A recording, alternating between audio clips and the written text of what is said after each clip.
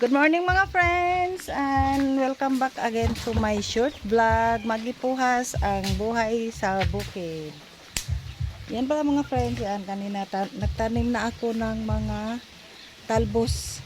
Yan nilipat ko diyan sa mga flat. Inano ko, tinanggal ko yung mga damo.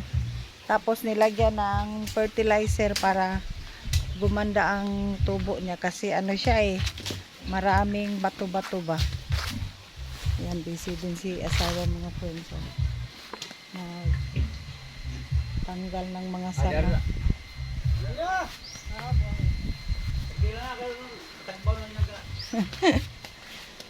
Pasag din ang kaligo oy. Naidhan tubig, di mahurot. Ang sabon lang problema na. Ito na pala mga friends yung sapa ngayon.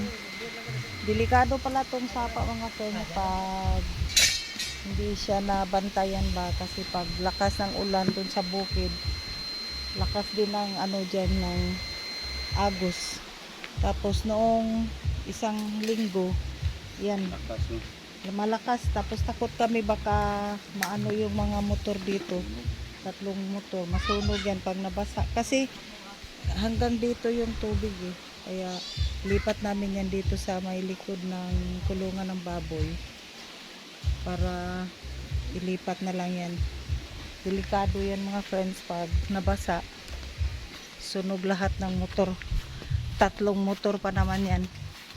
At ito pala nagdala ako ng timba.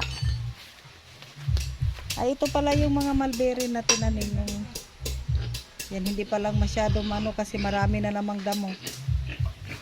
Kamamawer lang last ilang araw lang yun, tapos ngayon lakas tumubo ng damo.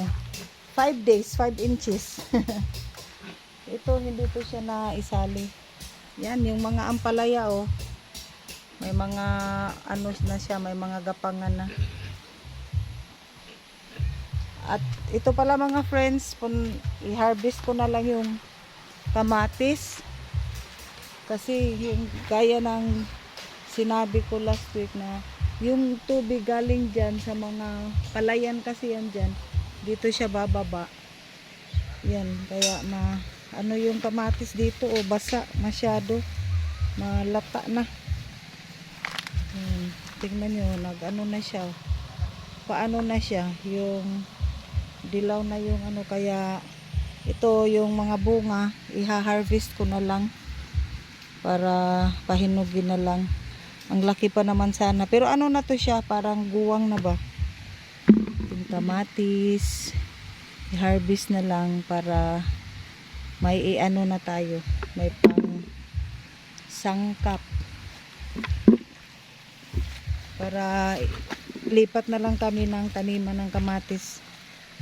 Ano kasi, ngayon lang kasi kami dito na malagi sa bukid. Kaya hindi namin alam ang sitwasyon sa lupa kung saan maganda. Ito na ano na rin, napilay. Kunin ko na lang to. Sayang naman pag ano. Tapos yung kalabasa, ang daming bulaklak niya pero hindi pa siya nagbunga. Ito nilagyan nga to noon asawa ng maraming kangkong. Hindi umubra yung kangkong, mas tumubo pa yung mga damo. Nawala na yung kangkong sa mapa. Tingnan nyo, hitak, masyadong maputik dito mga friends, kaya dahan-dahan lang. At ito lang yung ito lang yung kamatis, ilang piraso. Sayang naman to, sayang pag di na-harvest kasi baka abutin, mamatay na yung mga puno dyan kasi tingnan nyo yung yung ugat, inano na siya, inangat na siya ng tubig. Saan ba tayo dadaan?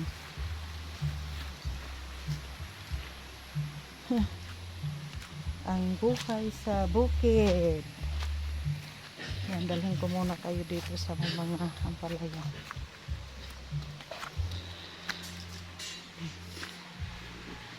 Maba na rin yung mga mais. At saka tumubo na rin yung sigarilyas ko mga friends. Yan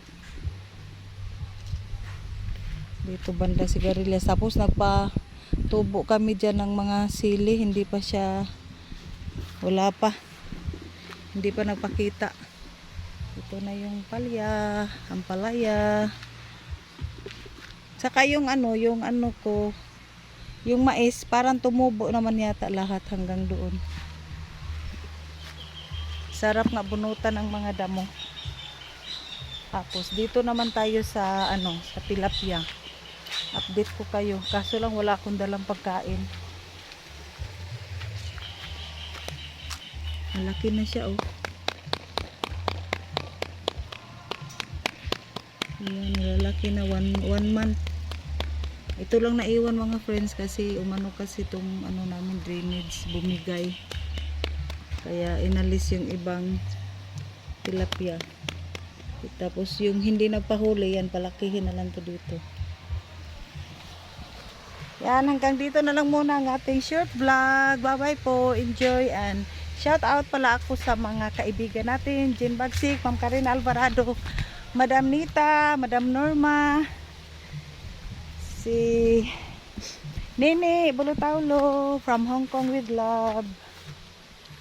Yan, shout out sa lahat dyan. Kay Ma'am Beverly Chris, Sir Andreas, Ma'am Lu, Ma'am Iluminada, hello po. Kay Ma'am Fe, hello. Yan, bye bye po. God bless everyone.